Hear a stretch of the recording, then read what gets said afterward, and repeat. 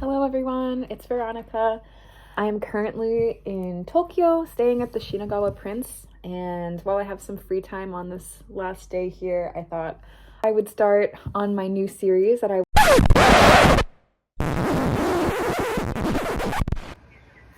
Hello everyone, this is Veronica, re-recording my intro about a month after the original recording. While I was editing, I decided I didn't really like my original intro, and I have free will, so here we are, re-recording. So this video is a part of my new series that I would like to call How to Not Be an Asshole, where I show you, my wonderful friends, how to not be an asshole in various situations. My qualifications, you may ask? Well, I am generally, not usually, an asshole, so I may have some good tips for you. In this particular video, I was escorting a tour through Japan, and I thought it would be a great opportunity to discuss how to not be an asshole while in Japan, particularly as a Westerner coming from a Western cultural background with different expectations and coming to Japan as a tourist. You know, many things are not necessarily intuitive when you're approaching a different culture, so as someone with experience, a wealth of experience in this background, I just wanted to discuss that and hopefully help all of you wonderful people who are visiting Japan for the first time or second time or third time or millionth time. So thank you, and without further ado, here is how to not be an asshole while in Japan.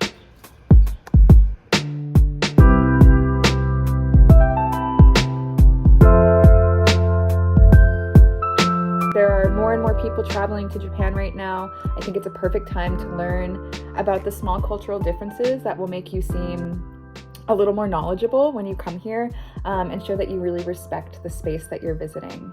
A little bit about my background. I started studying Japanese in middle school, continued in high school, and then ended up majoring it in college.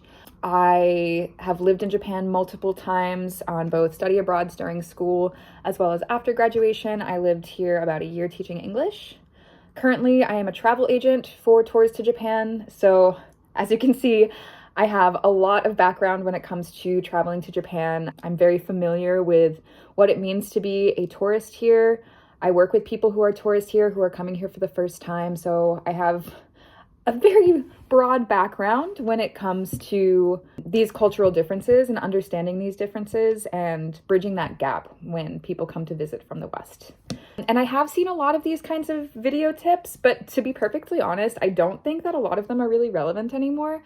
I think there needs to be an update, right? So I see a lot of tips like, oh, don't eat while you walk, don't drink while you walk. And truthfully, in the modernizing world, I'm seeing more and more local people eat and drink while they walk, eating on the trains even. So I don't really think that that information is necessarily relevant these days. So instead, I would like to talk about slightly more leveled up tips based on my experiences and my customers' experiences. So let's start with the tips. Number 1, be aware of your personal volume on trains and just when you're out and about in general. Japan is very much a country that values respecting other people's space. And because it's so crowded, it's really important to just constantly be aware of the space that you're taking up. And that's not only physical space, but also your volume. So when you're on a train, you definitely want to keep your cell phone silenced, and you really do not want to be talking on your cell phone. Even when you have friends with you, it's really important that you don't talk loudly. You're definitely welcome to have like a normal conversation at a normal volume, maybe slightly lowered, just so as not to bother your fellow passengers. And yeah, just keep volume in mind in general, but particularly on the trains. If you do have to take a phone call, I would recommend going to the end of the car. If you're on a longer train like the bullet train, you can go into they have these like in-between cars between the passenger cars, and you can just go there and take your phone call. If you're on a local train, I really recommend waiting until after you get off the train, or if it's an emergency, just get off. Listening to music, this I think goes without saying, but some people don't get it. Listen to music with headphones. Don't just be blasting music in public. I feel like that's true in the States, but sometimes you don't even see that. Oh, also, As I mentioned before, just taking up space in general, you just really have to be aware of that. So your physical space as well, right? If you have a backpack or really any amount of bags, don't just like put them next to you on the train. That's considered quite rude because you're taking up space from other passengers. Instead, what a lot of people will do is they'll take their bags and just put it on their lap in front of them. If you have a big suitcase, do the same thing. Just put it right in front of you. So you're like compacting your space. That's really important. And if you don't do that, no one's going to come up and yell at you because that's just not really what people do in Japan, but I promise you, you will be judged. So if you want to show respect for the space that you're in, be compact with your space, be knowledgeable of the space you're taking up, both in volume and physical space. Oh, also, when on the train, they have designated spaces for elderly people, pregnant people, or people with disabilities, and it's pretty clearly marked with signs, with icons. So if you are sitting in those spaces, definitely get up if someone that fits those categories enters the train. Offer them your seat. Sometimes they might not take it, you never know, but it's always good to be kind and pleasant. Particularly elderly people are very valued in this society, so it's important to show your respect to them as well. Okay, number 2. This kind of goes along with what I was just talking about being aware of your physical space and the space you're taking up. But number 2 is know the standing and walking sides of the escalators. And this gets kind of tricky because it actually depends on the area you're in. It swaps. So in Tokyo, if you're standing on the escalator, you want to be on the left side, where the right side will be allowed to move up for those who are walking or running to catch their train or whatever. In Osaka, Kyoto, Kansai area, it's the right side that you stand on and people walk up on the left side. If this is difficult for you to remember, that's understandable. If ever in doubt, just look around, observe the space around you, and you can really learn a lot from your surroundings. And I think that's a good tip for travel in general. Number 3, be aware of the differences in dress styles. This is another tip that I think applies to a lot of the places you travel, but just understand that in Japan, you definitely want to lean a little more conservative. This is actually a little, just a little slutty for Japan, but whatever.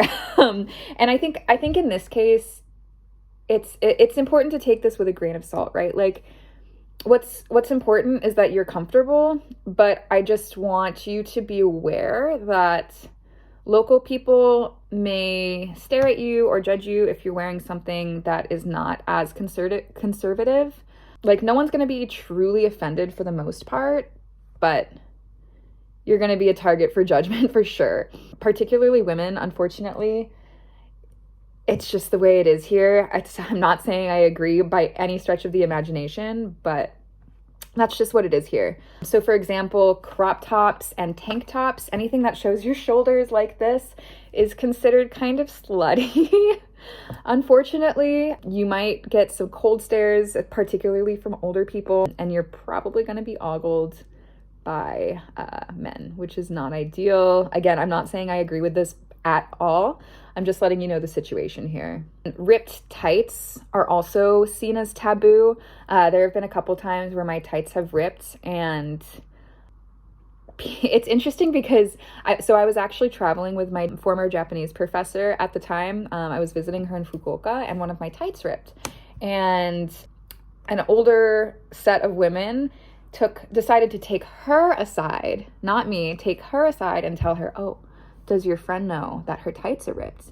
And for me, I actually like the look of ripped tights. That I lived in Portland for a long time, and so I guess I just kind of like that like grungy, like I called my style grunge slut when I was in college, so I think that kind of describes where I'm at as far as fashion goes. But anyway, so these older ladies took my former professor aside and asked if I had noticed. And so she came up to me and told me, and, obviously I didn't care personally, but again, it appears as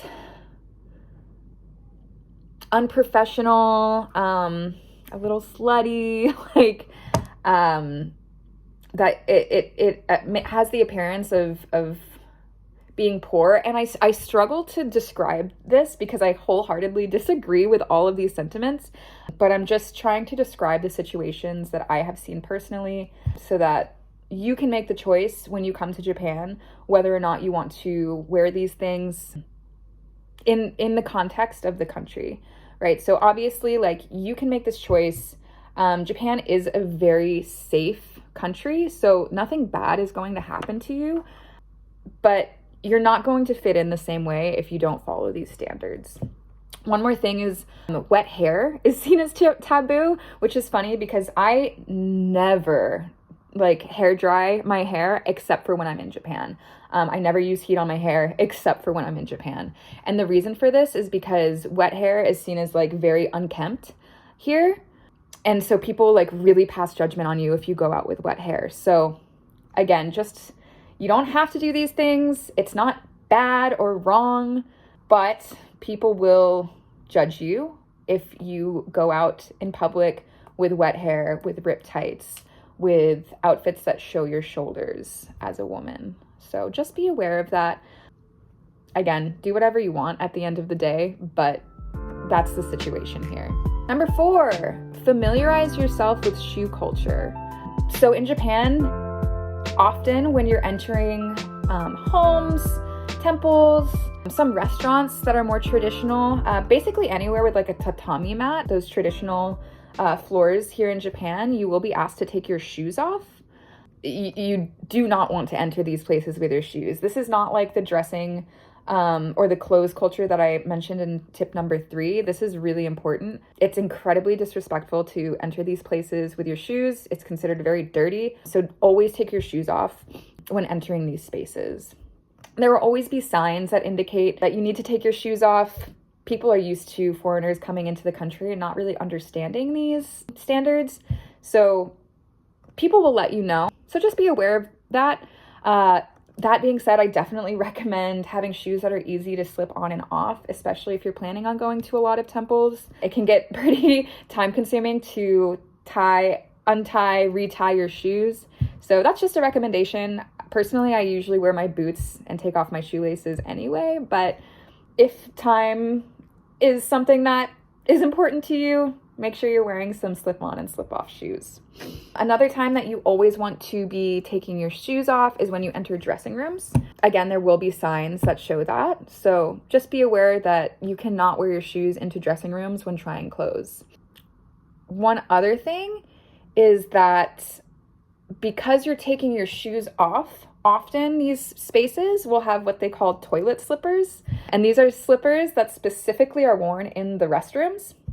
It's a little strange for people coming from the West. It's not a concept that we're at all familiar with, but in Japan, because you're taking your shoes off indoors, they don't want to enter bathroom spaces with bare feet or with socks. So often they will provide what they call toilet slippers, which are slippers only to be worn inside the restroom. That way you're not dirtying your socks or your bare feet. Make sure you're not wearing these out of the restroom. People will laugh at you. I've done it once or twice. When you're not used to these kinds of things, you just, you put these on, you're not thinking about it, and you just walk out. But people will laugh at you, not in a mean way, but you're wearing it's like where I can't even think of an analogy, but you're basically wearing like bathroom wear outside of the bathroom. So it's just a little silly. Okay, number 5.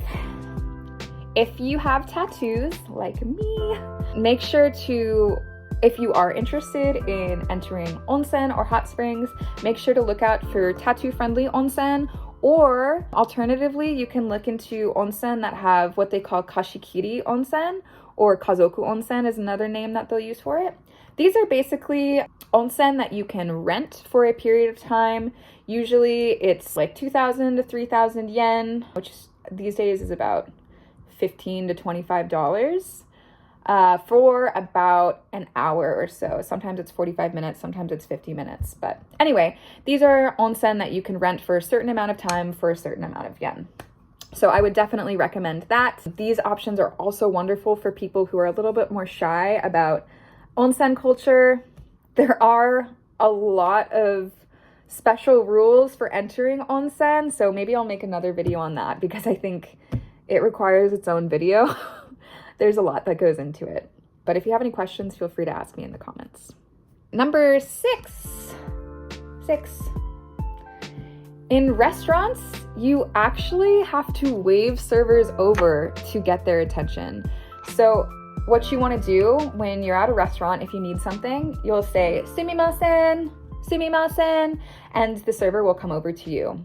This is incredibly uncomfortable for people like me who come from Western cultures where it's considered very rude to wave your server over. I worked in restaurants for a long time and I hated when people did this. However, in Japan, it's actually the opposite, and it's considered rude for the server to bother you without you having asked them. Basically, it feels like they're interrupting your meal unnecessarily.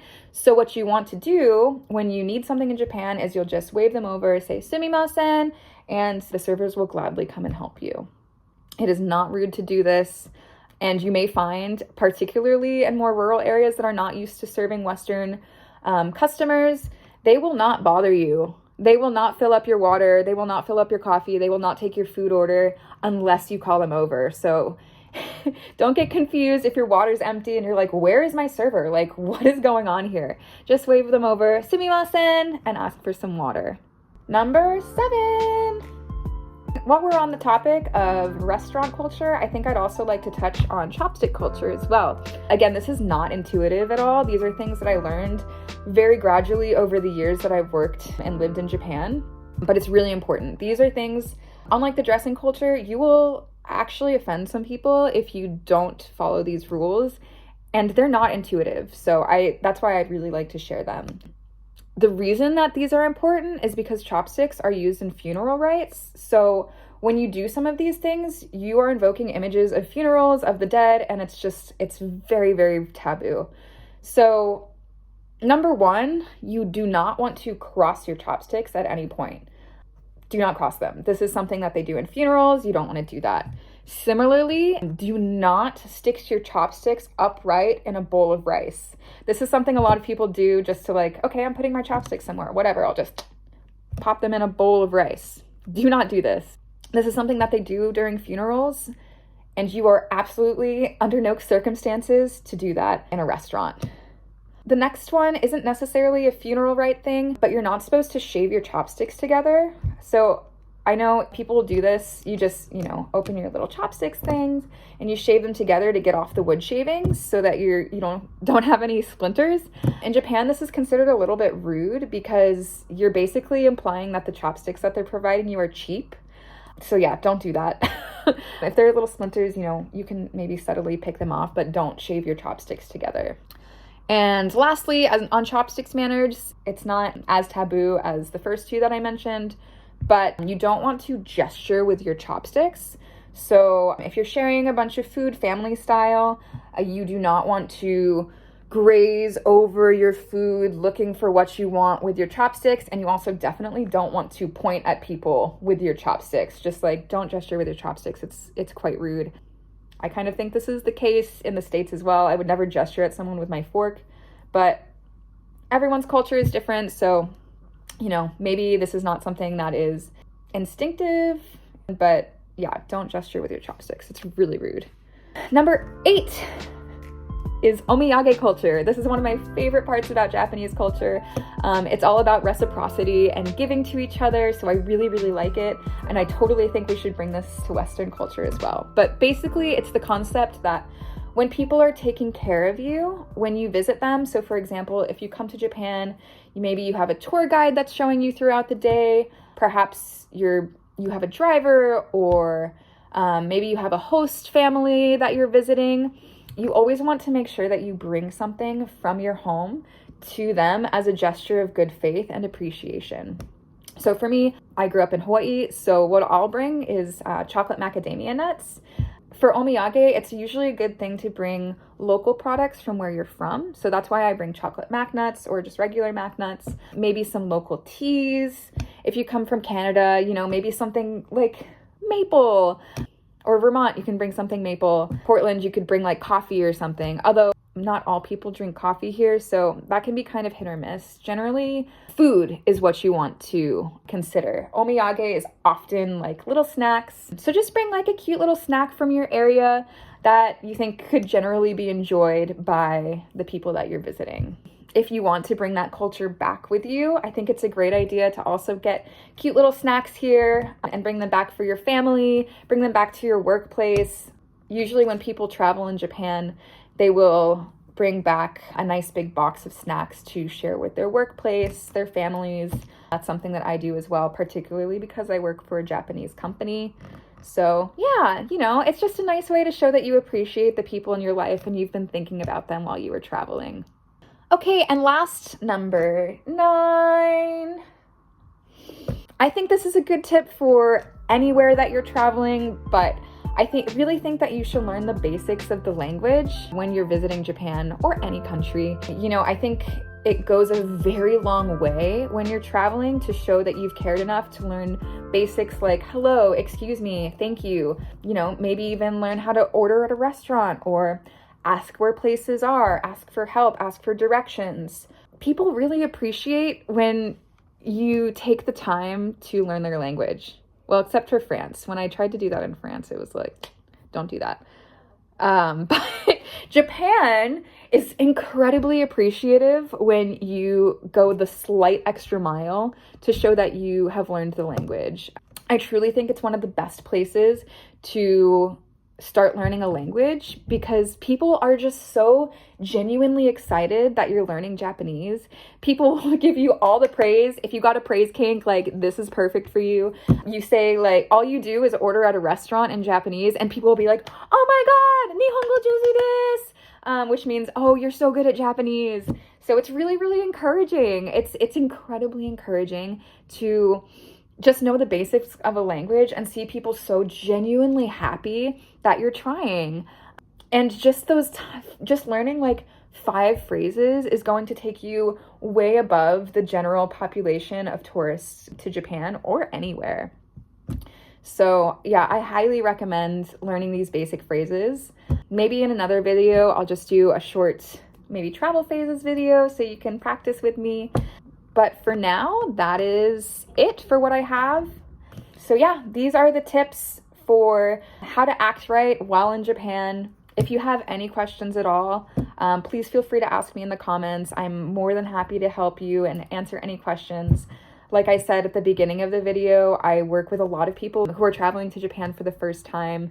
And one of my favorite things is to ease people's minds when they're traveling, ease those anxieties and let people know that it's okay, that you can do it. And there are just a few easy things that will make your trip so much smoother and show that you really, truly have respect for the place that you're visiting.